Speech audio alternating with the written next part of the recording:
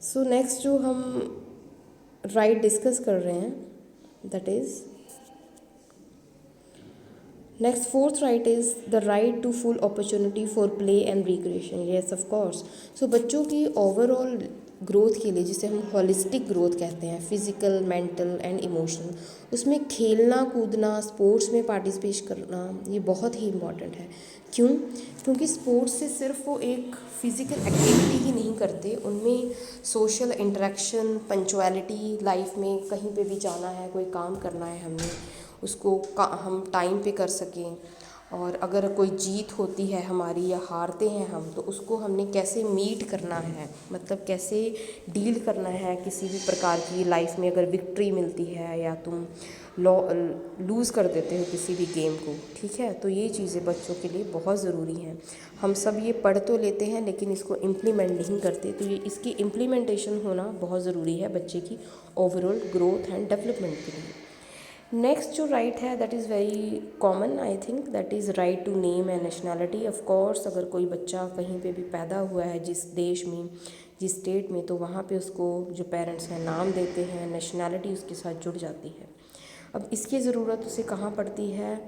जब उसने फ़ॉरेन जाना है, पासपोर्ट के लिए उसे अपने नेम एंड नेशनैलिटी चाहिए। किसी भी तरह के राइट्स हैं, किसी भी तरह की कोई भी लाइफ में जो ग्रोथ करनी है, उसके लिए नेम और नेशनैलिटी होना बहुत इंपॉर्टेंट है। Next is the sixth right, that is special care if handicap. Yes. So handicap जो चिल्ड्रन हैं, इनको हम गिफ्टेड चाइल्ड बोलेंगे। सो हैंडीकैप चिल्ड्रन जो हैं उनके लिए स्पेशल कोटा सिस्टम है। हर जगह पे इनकी कुछ ना कुछ सीट्स जो हैं वो रिज़र्व रखी जाती हैं। जैसे आप ट्रैवलिंग में जाते हो तो वहाँ पे रिज़र्वेशन है, जॉब के लिए, पढ़ाई के लिए। तो ये जो चीज़ है बहुत ज़रूरी है, ताकि जो बच्चे का सेल्फ कॉन्फिडेंस लेवल है वो टूटे ना, वो बना रहे, इसलिए। Next right, that is very important, right to be among the first to receive relief at the time of disaster.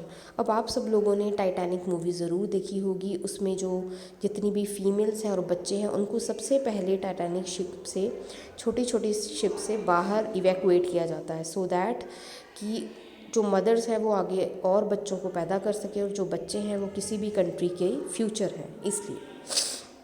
Next is right to learn to be a useful member of society and develop individual abilities.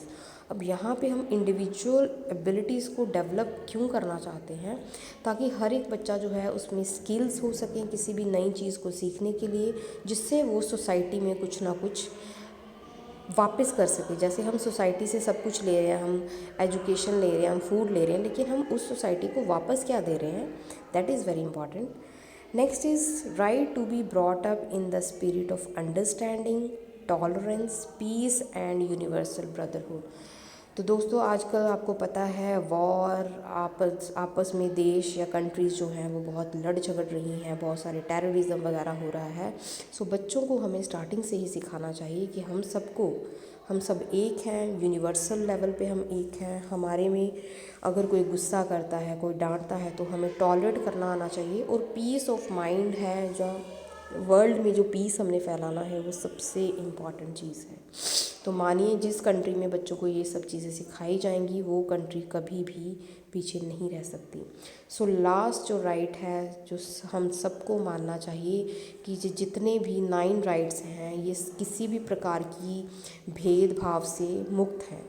कोई भी race है, किसी भी colour का बच्चा है, mail है, female है, किसी रिलीजन का है, किसी भी कंट्री का या सोशल ग्रुप का है, उन सबको इन 10 राइट्स को इंजॉय करने का फुल राइट होना चाहिए।